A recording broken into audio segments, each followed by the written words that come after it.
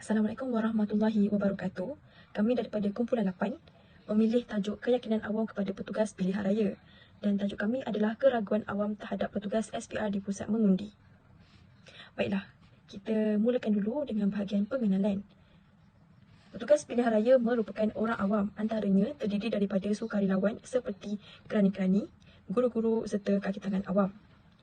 Yang kedua, peraturan dan tata cara semasa di pusat pengundian adalah seperti berikut. Yang pertama, tidak memakai pakaian yang memaparkan nama calon atau parti yang bertanding. Yang kedua, tidak memakai sembarang lambang atau simbol parti yang bertanding. Dan yang terakhir sekali, tidak menggantung gambar calon yang bertanding. Seterusnya, ciri-ciri yang diperlukan untuk petugas pilihan raya adalah petugas haruslah jujur, amanah, adil serta bertanggungjawab menguruskan proses pelaksanaan semasa pilihan raya berlangsung dan dipantau juga oleh suruhan pilihan raya iaitu SPR. Dalam pengenalan ini juga saya selit sedikit pembaharuan semasa mengundi iaitu pendaftaran pemilih secara automatik iaitu PPSA. PPSA merupakan warga negara Malaysia yang mempunyai maklumat lengkap berdasarkan rekod di Jabatan Pendaftaran Negara iaitu JPN akan didaftarkan sebagai pemilih tanpa perlu lagi memohon kepada SPR. Daftar pemilih sebelum automatik ini telah dibahaskan di dalam Parlimen sebelum bertukar kepada daftar pemilih secara automatik di mana warga negara seawal umur 18 tahun digunakan untuk mengundi secara sah.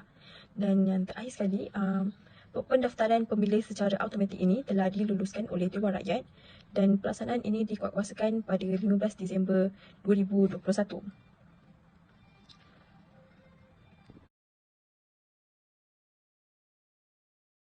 Terdapat 3 penyataan masalah. Yang pertama ialah kaedah pihak petugas pilihan raya mengurus undi secara pos. Seperti yang kita tahu, tidak semua orang boleh mengundi secara pos. Hanya anggota dan pelajar yang belajar di luar negara sahaja yang dibenarkan mengundi secara pos. Terdapat 3 cara. Yang pertama ialah proses undi pos. Pengundi akan mula menerima undi pos beberapa hari selepas hari penamaan calon. Ini dilakukan bagi membolehkan masa SPR selesai mencetak kertas undi terlebih dahulu. Nama pengundi pos akan dipadam daripada daftar pengundi selepas kertas undi diedarkan. Proses ini juga dijalankan di hadapan dan di bawah sediaan ejen pengundi daripada parti politik saingan. Yang kedua ialah mengira undi pos.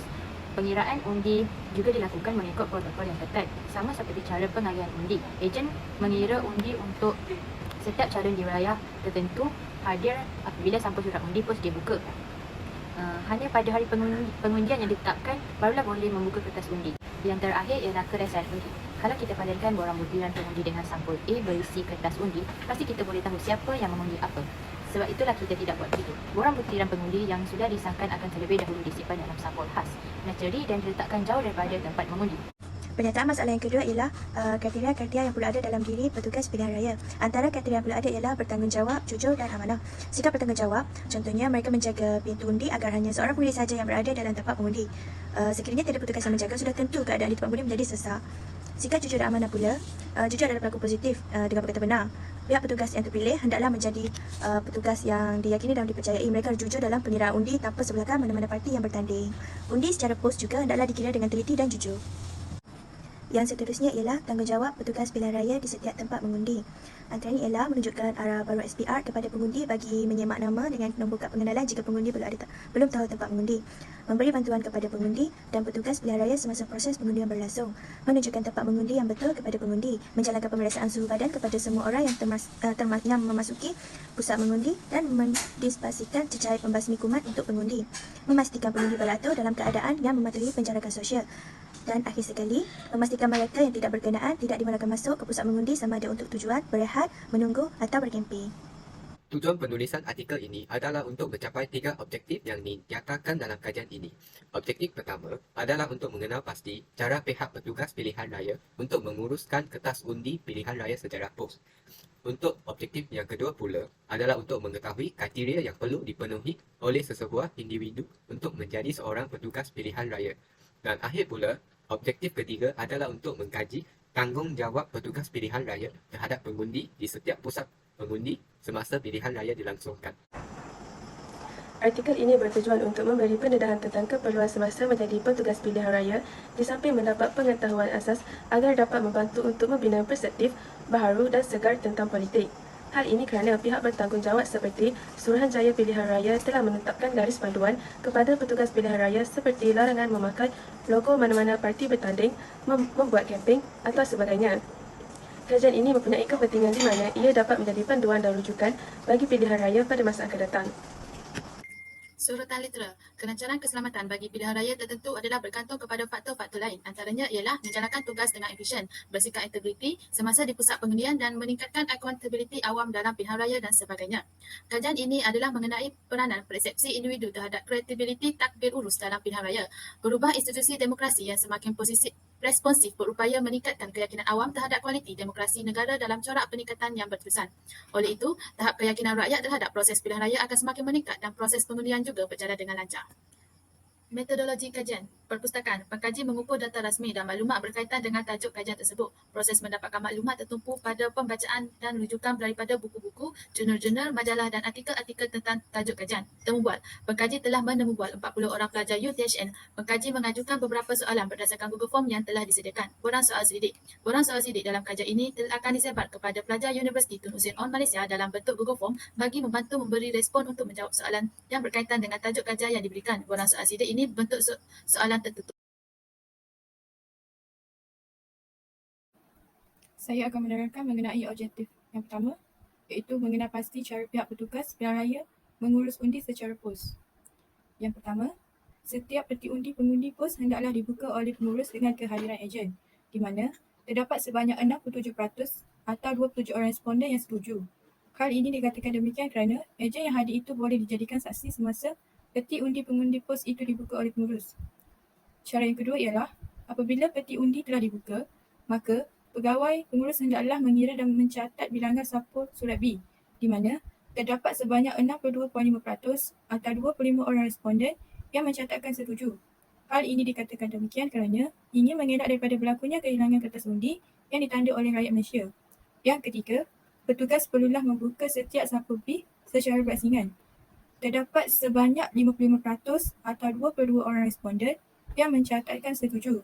Hal ini dikatakan demikian kerana ia merupakan cara yang lebih betul bagi sistem pilihan raya yang dijalankan.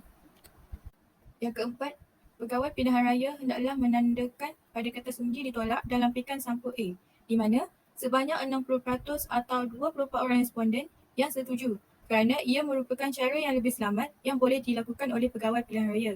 Akhir sekali, pegawai pengurus hendaklah memasukkan ke dalam bungkusan berasingan sampul surat bertanda kosong dan kertas undi bertanda tolak dan hendaklah meletakkan pita keselamatan pada paket, iaitu di mana sebanyak 60% atau 24 orang responden yang mencatatkan setuju kerana cara yang dilakukan oleh pihak pegawai pengurus ini dapat mengelakkan daripada berlaku penipuan dalam keputusan yang diperolehi dalam sistem pilihan raya yang dijalankan.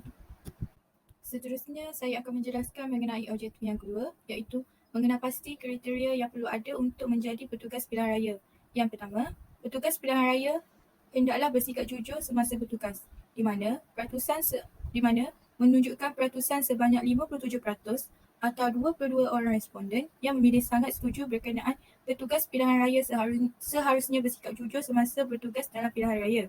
Yang kedua, petugas pilihan raya mestilah seorang yang adil supaya tidak berlaku keraguan semasa proses pengiraan undi, di mana tiada responden yang memilih sangat tidak setuju terhadap sikap petugas pilihan raya kerana responden sangat mempercayai pada petugas dalam pengiraan undi.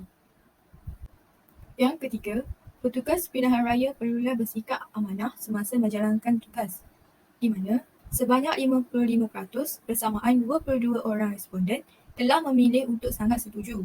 Hal ini kerana sikap amanah dan jujur amat diperlukan dalam menjalankan apa-apa tugasan. Akhir sekali, petugas pilihan raya mestilah bersikap tanggungjawab dalam setiap tugasan yang diberikan, di mana seramai 19 orang responden bersamaan 47.5% telah memilih sangat setuju dengan pernyataan tersebut. Hal ini kerana setiap petugas haruslah mempunyai sikap yang bertanggungjawab semasa menjalankan tugasan untuk mengelakkan daripada timbulkan apa-apa masalah. Saya sambung perbentangan ini dengan objektif yang ketiga, iaitu mengkaji tanggungjawab petugas pilihan raya terhadap pengundi di setiap pusat mengundi. Tanggungjawab yang pertama ialah petugas mestilah memastikan pengundian tidak berkaitan, tidak dibenarkan masuk ke pusat mengundi sama ada untuk tujuan berehat atau menunggu. Sebanyak 47.5% bersamaan 19 orang responden telah memilih sangat setuju. Hal ini bertujuan supaya tidak mengganggu proses pengundian kepada para pengundi yang datang untuk mengundi. Yang kedua, petugas hendaklah memastikan pengundi beratur dalam keadaan mematuhi penjarakan sosial. Tiada responden yang memilih tidak setuju dan sangat tidak setuju berkenaan pernyataan tersebut. Tuntasnya, keadaan tersebut dipersetujui ramai pihak supaya tidak menjangkiti antara satu sama lain sekiranya seseorang itu mempunyai masalah kesihatan. Seterusnya, tanggungjawab yang ketiga ialah petugas mestilah memastikan pengundi keluar segera sebaik sahaja memasukkan kertas undi ke dalam peti undi. Seramai 23 orang responden iaitu 57.5% telah memilih setuju. Jumlah ini merupakan jumlah yang paling tinggi yang menjadi pilihan responden kerana tidak ingin menimbulkan masalah lain dalam ruang mengundi. Seterusnya yang keempat ialah petugas hendaklah menunjukkan arah barang SPR kepada pengundi untuk menyemak nama dengan KPDP jika pengundi belum tahu tempat mengundi. Sebanyak 30% iaitu seramai 12 orang responden yang memilih sangat setuju berkenaan perkara ini. Persetujuan ramai ini disebabkan oleh ada sesetengah pengundi yang tidak menyimak terlebih dahulu dalam sistem online tentang maklumat mengundi mereka. Seterusnya yang kelima ialah setelah pengundi selesai membuat penandaan pada kertas undi, petugas perlulah menunjukkan arah peti undi serta memastikan pengundi memasukkan kertas undi ke dalam peti undi yang betul. Sebanyak 55% di mana seramai 22 orang responden telah bersetuju tentang pernyataan ini. Hal ini bertujuan supaya kad undi tersebut dimasukkan di tempat yang betul supaya tidak berlaku undi rosak. Seterusnya, petugas hendaklah memastikan keadaan di pusat mengundi dalam keadaan terkawal. Sebanyak 55% bersamaan 22 orang yang memilih setuju. Banyak persetujuan oleh para responden ini kerana keadaan yang terkawal amat diperlukan supaya tidak berlaku sebarang masalah atau pergaduhan antara parti. Yang ketujuh ialah petugas mestilah memastikan pengundi yang datang mengundi di saluran yang telah ditetapkan. Seramai 23 orang bersamaan 57.5% telah bersetuju. Hal ini bertujuan supaya tidak mempunyai masalah semasa proses pengundian. Akhir sekali, petugas hendaklah memberi bantuan kepada pengundi dan petugas-petugas pilihan raya dan tugas-tugas lain semasa proses pengundian berlangsung. Keputusan mencatatkan seramai 23 orang atau 57.5% yang menyatakan setuju. Hal ini dikatakan demikian kerana sikap saling membantu amatlah penting untuk melancarkan perjalanan pilihan raya pada hari tersebut. Sebagai mengulung segala yang telah berkatakan di atas, semua proses yang dijalankan semasa pilihan raya untuk memilih pemimpin negara membuktikan bahawa Malaysia sebuah negara yang menjalankan prinsip demokrasi berparlimen secara telus dan saksama. Rakyat seharusnya berbangga kerana Malaysia bertindak secara adil dan telus dalam pilihan raya. Setiap rakyat Malaysia berhak memilih pemimpin yang adil, cekap, bertanggungjawab dan amanah. Pengundi haruslah bijak membuat keputusan dalam menentukan calon yang akan memimpin negara dan mempunyai kesedaran bahawa tanggungjawab petugas pilihan raya dalam pusat mengundi supaya memperoleh keputusan pilihan raya yang telus dan tepat. Rakyat Malaysia haruslah menjalankan peranan mereka sebagai pemerhati untuk menyelia petugas pilihan raya dalam menjalankan tugasnya semasa pilihan raya, terutama kaedah ataupun cara petugas pilihan raya untuk uruskan kertas undi secara pos dari luar negara supaya dapat memilih pemimpin yang berwibawa untuk memimpin negara Malaysia kita. Melalui kajian ini, kita dapat mengetahui bahawa peranan dan tanggungjawab setiap pihak untuk memastikan pilihan raya berjalan dengan lancar. Kita haruslah mengkaji secara mendalam lagi mengenai proses pilihan raya untuk memastikan keputusan pilihan raya pada masa akan datang untuk memelihara kedaulatan dan kemakmuran negara Malaysia.